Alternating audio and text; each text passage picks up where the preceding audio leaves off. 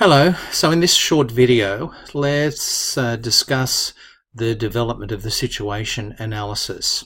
I'm not going to go into the details for organising for advertising and promotion, and you can read all about this in Chapter 3 and also the continuation of the PowerPoint notes.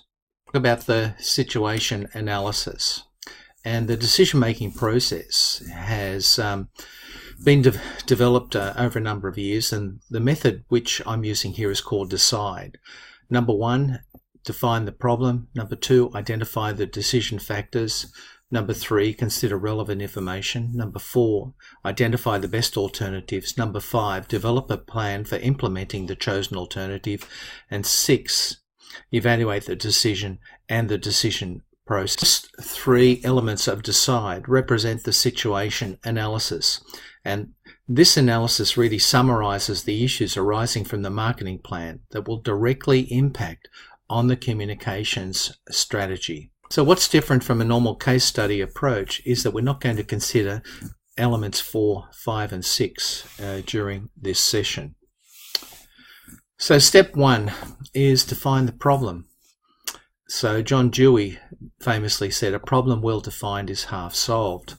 Now the problem definition framework includes 3 major elements. The first one is to be able to identify a set of clear objectives.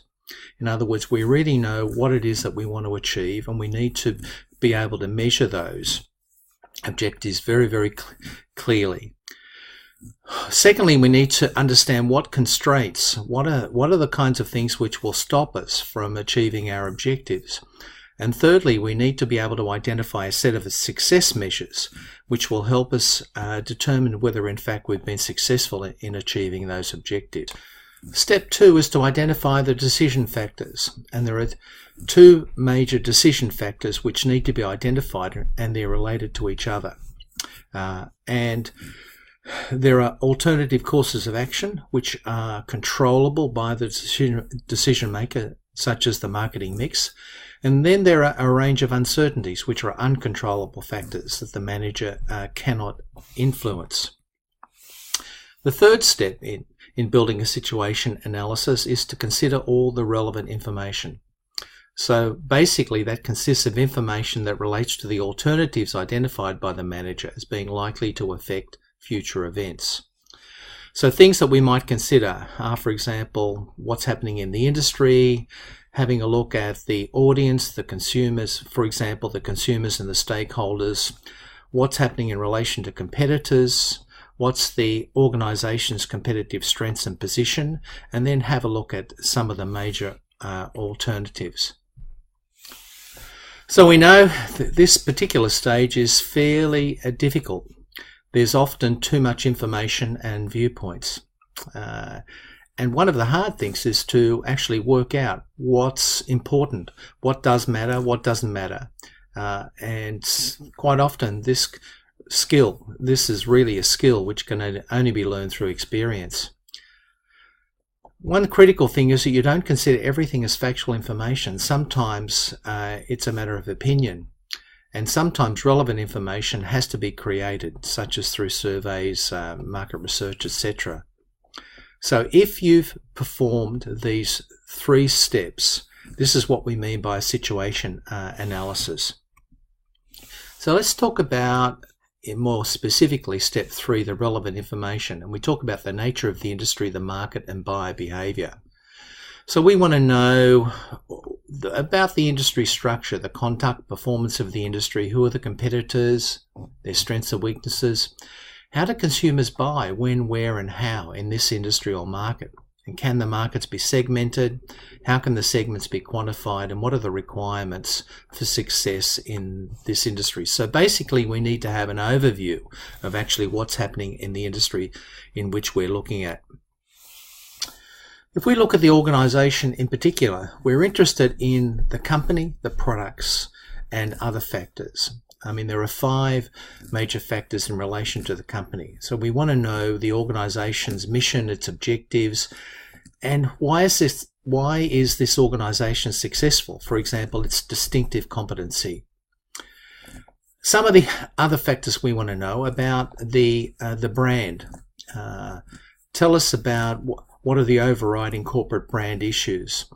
It may be that we have some internal analysis considering what's actually inside the organisation, the firm's ability to implement its IMC program, agency evaluations, selection, etc. Also, we want to have a look at the review of previous IMC programs.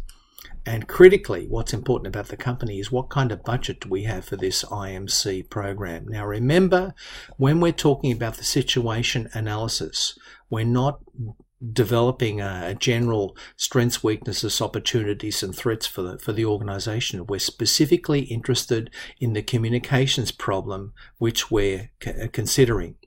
So we want to be careful that we don't produce a situation analysis which is too broad and doesn't address the issues, the communication issues to which we're going to address in the situation analysis. Now, we also want to know about the products. What are the products being offered? What's the past and present performance like? Does it have potential?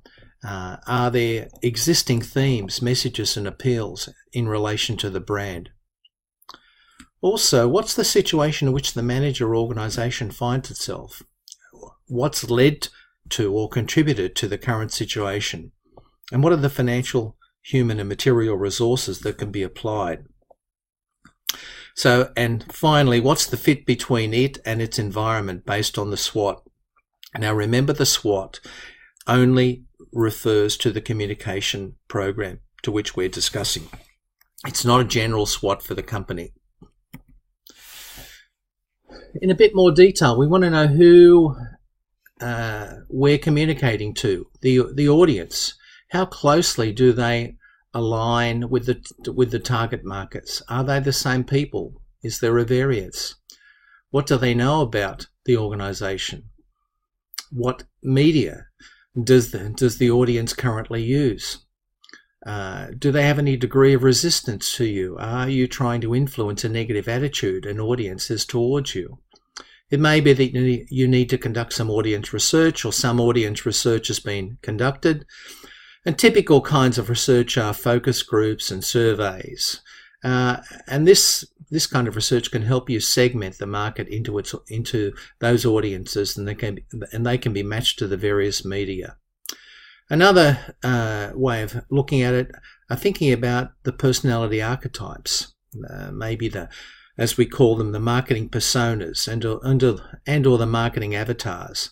I mean, basically, we create these personality archetypes to clarify the specific behaviors, personality profiles, purchasing and media consumption habits of a typical consumer and or audience member. So we want to really understand in detail the profile of the audience, or the extent to which the communications program is directed towards specific target groups. So this is going to be critical in terms of helping us to develop a campaign themes and appeals, and planning which media, both paid and free, viral.